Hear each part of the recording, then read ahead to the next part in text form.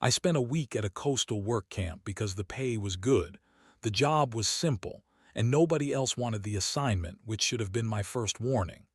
I'm Marcus Webb, 28, and I work maintenance contracts for infrastructure projects, the kind that pop up fast, run short, and disappear without much paperwork.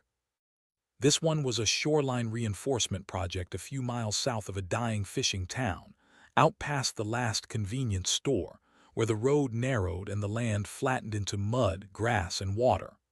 I arrived late Sunday afternoon in my truck, black hoodie on, dark jeans, steel-toe boots dusty from the drive, following handwritten directions emailed to me the night before. The camp wasn't visible from the road at first. You had to turn down a gravel access path that cut through reeds and low scrub before it opened up into a clearing. A dozen prefab buildings sat on raised pylons, connected by wooden walkways, all of it surrounded by tidal flats that stretched out toward the water. The smell hit me as soon as I stepped out of the truck. Salt, rot, and something metallic underneath, like wet pennies. The air felt heavy, damp enough that my clothes stuck to me. A man waited near the main office building, tall, broad-shouldered, wearing a faded hard hat and a reflective vest that looked older than it should have been. He introduced himself as Ron, site supervisor, and shook my hand with a grip that lingered a second too long. "You're late," he said, checking his watch even though I was exactly on time. "Orientation's quick. You'll want to hear it." Inside the office, the lights hummed softly. A map of the shoreline was pinned to one wall, marked with red lines and numbers that didn't match any grid I recognized.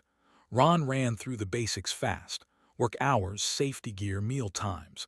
Then he stopped, folded his arms, and said, "There are rules out here that don't come from corporate." He reached into a drawer and slid a single sheet of paper across the desk. No logo, no letterhead, just a list. 1. Stay on the walkways after dark. 2. Do not leave the camp perimeter between midnight and dawn. 3. If you see footprints leading away from the camp, do not follow them. 4. Report any movement in the tidal flats immediately. 5. If you hear someone calling from the water, ignore it. I skimmed it, eyebrows raised. "This a joke?" I asked. Ron didn't smile. "You follow the rules, you finish the week," he said. "You don't, we log you as an early termination, and that's the end of it." I signed the paperwork and was shown to my bunk. Building C, second room on the right.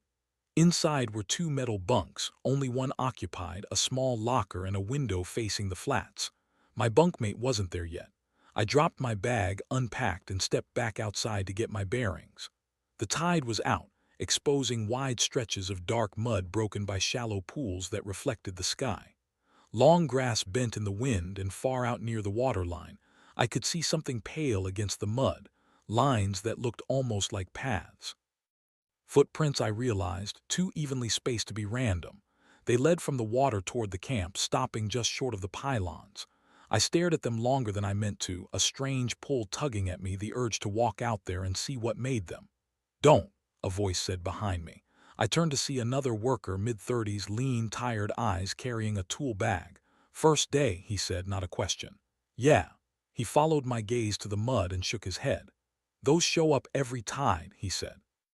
"Best thing you can do is pretend you didn't see them."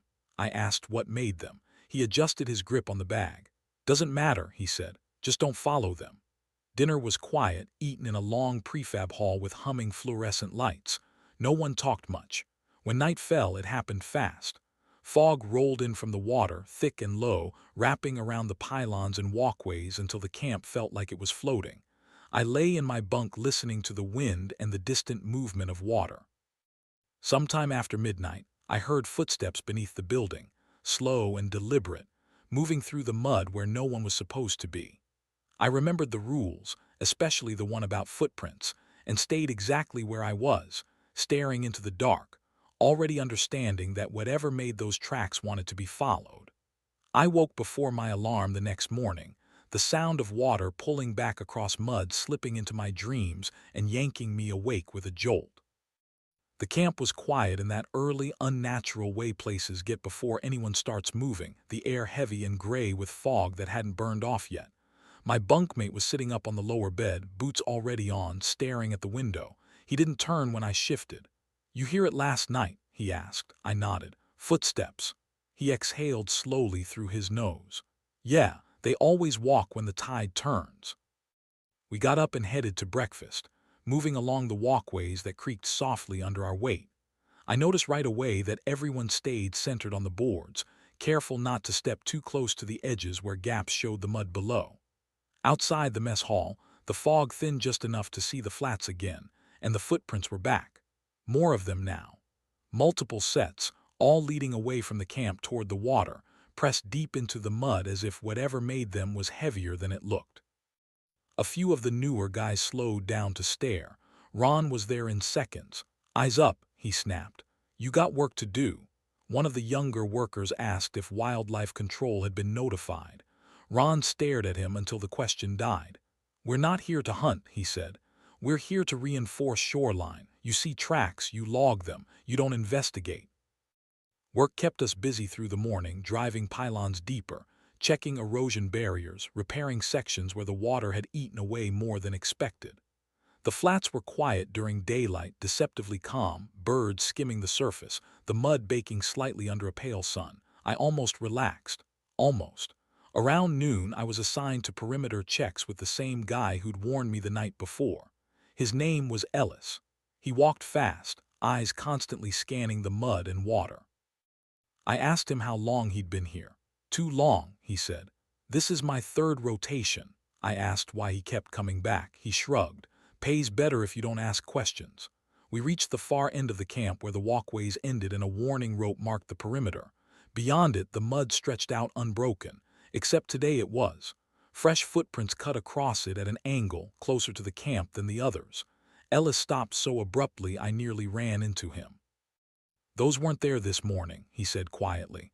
I felt that same pull again, the urge to step past the rope to see where they went. Ellis must have noticed because he grabbed my sleeve. "Don't," he said, sharper now. "That's how it starts."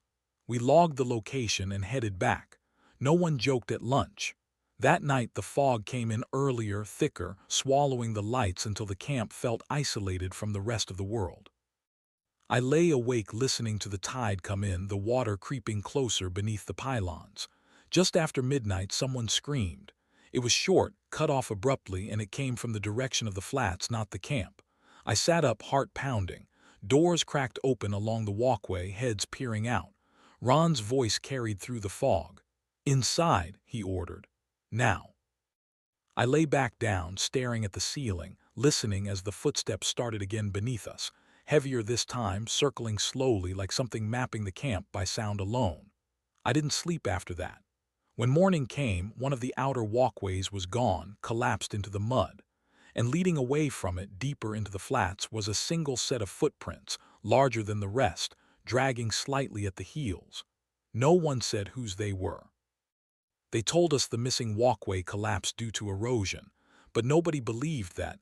Not with the way Ron kept people moving and the way no one was allowed near the edge where it had fallen. The footprints were gone by mid-morning, washed smooth by the returning tide, but the absence felt louder than their presence had. Ellis didn't show up for breakfast, and when someone asked about him, Ron said he'd been reassigned, and that was the end of it.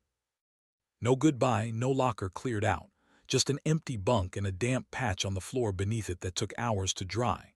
Work continued, but the perimeter was pulled in tighter, new ropes strung up farther from the flats like the camp was shrinking in on itself. That afternoon, I was assigned to equipment checks near the storage pylons, closer to the water than I'd been before. The mud out there was churned up, uneven, as if something heavy had paced back and forth overnight. I kept my eyes on the ground despite the rules telling us not to stare, and that was when I saw it clearly for the first time. The footprints weren't just coming from the water anymore. Some of them started in the middle of the flats, nowhere near the tide line, as if whatever made them had simply stood up out of the mud and started walking. I logged it, hands shaking slightly, and turned in the report without comment. That night the fog didn't just roll in, it dropped, thick and sudden, killing visibility down to a few feet. The camp lights buzzed and dimmed, throwing warped shadows across the walkways. I lay in my bunk fully dressed, boots on, listening. The footsteps came earlier than before, multiple sets, overlapping, moving between the pylons instead of beneath them now. Wood creaked. Mud sucked and released. Something brushed the underside of the building, hard enough to make the frame shudder. Someone whispered my name from outside the window, close enough that I could hear the wetness in their breath. I remembered the rules, especially the one about voices from the water, and pressed my face into the pillow to block the sound. A door opened somewhere down the row. I heard footsteps follow it, faster, eager. Then a scream, longer this time, full of panic, cut short by a sound like something being dragged through thick mud. Ron's voice barked orders through the fog, but I could hear the strain in it now. By morning, another bunk was empty. No announcement, no explanation. Just another set of footprints leading away from the camp, deeper than any before, pressed so far into the mud that water pooled inside them. I stood at the edge of the walkway staring at those tracks, feeling that pull stronger than ever, the urge to follow, to see where they ended, and for the first time I understood the truth behind the rule. Whatever was out there didn't hunt randomly. It waited for someone to look long enough to start imagining the rest of the path. By the fourth night, the camp no longer felt temporary. It felt claimed, like the mud and water around us had started to recognize the shape of the buildings and adjusted themselves accordingly, tightening their grip inch by inch. The official story was still erosion and reassignment, but everyone moved like they knew the truth now, shoulders hunched, eyes down.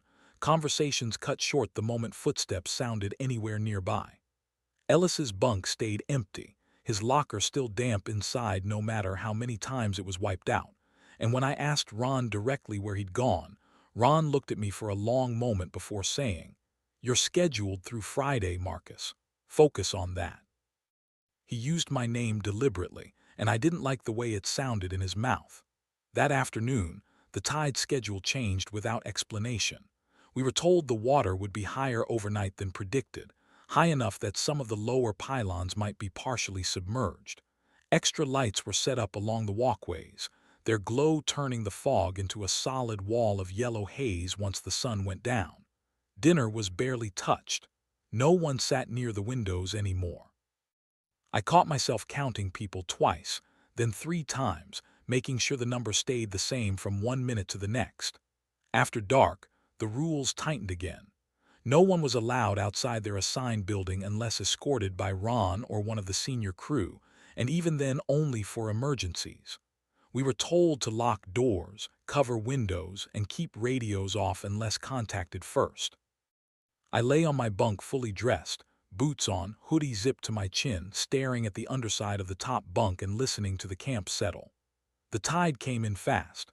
I could hear it now, not just the distant pull and push but the actual movement of water beneath us, sloshing against pylons, brushing the mud where it had been dry just hours earlier. Somewhere below, something shifted, heavy enough to send a vibration up through the floor. Then came the footprints. Not the sight of them, but the sound, wet impressions forming one after another in the mud, slow and deliberate, circling the camp instead of moving away. They weren't following the paths we expected anymore. They were mapping us. A radio crackled briefly from another building, someone whispering into it before being cut off by Ron's sharp command to stay silent. I pressed my ear to the wall and heard something brush against the outside of the structure, not scratching, not pounding, just sliding along it, testing. A voice drifted up from the flats, close enough that I could hear the way it shaped words, even though I couldn't quite make them out. It sounded like someone thinking out loud, muttering to themselves as they worked up the nerve to do something stupid. I recognized the cadence, the rhythm of hesitation. It was Ellis's voice. My stomach dropped. I bit down hard enough to hurt, forcing myself not to respond, not to even breathe too loudly. The voice moved on, joined by another, then another, overlapping in a low murmur that rose and fell with the sound of the water. Outside my window, something passed through the light, not fully visible, just a distortion in the fog, taller than a man but moving with a strange, careful slowness, like it was afraid of slipping. The building creaked as weight shifted nearby. A door opened somewhere down the row. This time no one screamed. There was just a sharp intake of breath, a muffled struggle, and then the sound of something heavy being dragged away through rising water. Ron's voice followed, hoarse and strained, shouting for everyone to stay put, to stay inside, to let it pass. I curled into myself on the bunk, counting my breaths, waiting for the sound to reach my door. It didn't.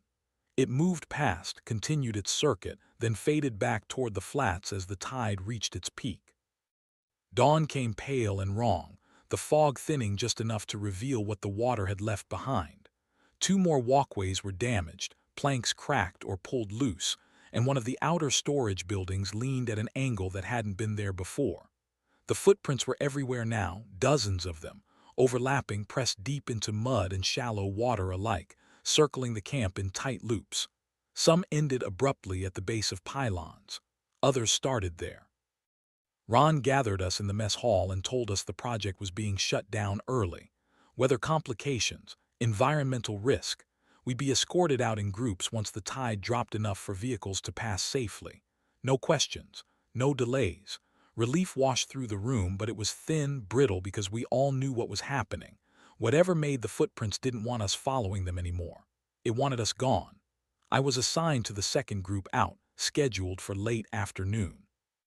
Until then, we were to remain inside. I sat on my bunk, packed and ready, staring at the door, jumping at every sound. Around noon, I heard footsteps inside the building that were Ron's. They moved too slowly, too deliberately, stopping outside each room in turn. When they reached mine, they paused. Water dripped onto the walkway outside, steady and patient. A hand pressed lightly against the door, not enough to move it, just enough to feel the shape. I held my breath, eyes fixed on the handle. After a long moment, the pressure eased and the footsteps moved on. I didn't move until Ron knocked hard an hour later, telling me it was time.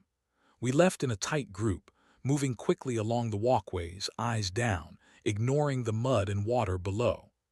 As we passed the edge of the camp, I saw them again, the footprints leading away into the flats, deeper than ever, stretching toward the waterline like an invitation. I felt that pull one last time, strong enough to make my feet slow, my mind fill in what might be waiting at the end of the path. Ron grabbed my arm and hauled me forward without a word. We didn't look back. As the truck carried us away, the camp shrank into the distance, swallowed by fog and tide, but I knew the flats would still be there when the water receded, waiting for the next set of footprints, waiting for someone curious enough to follow them. 6 months later, I still wake up to the sound of wet footsteps that aren't there.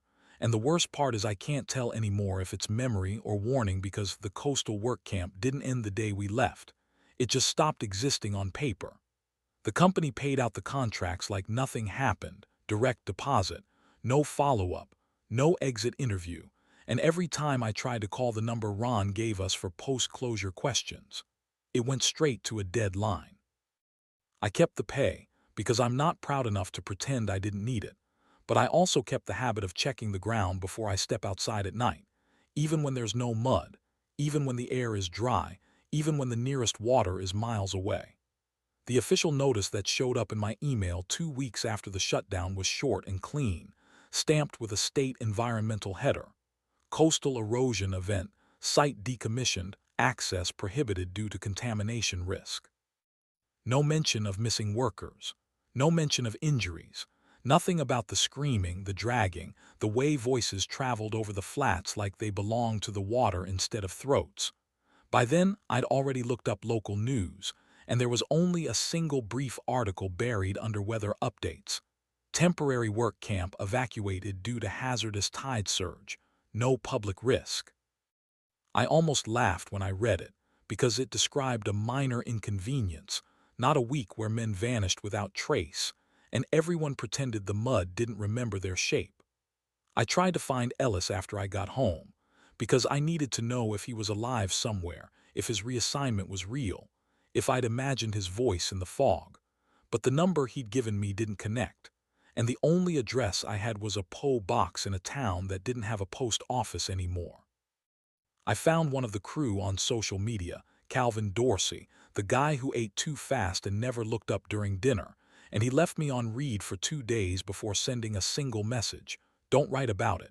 Don't ask. They monitor keywords. I asked who monitored them, and he blocked me instantly.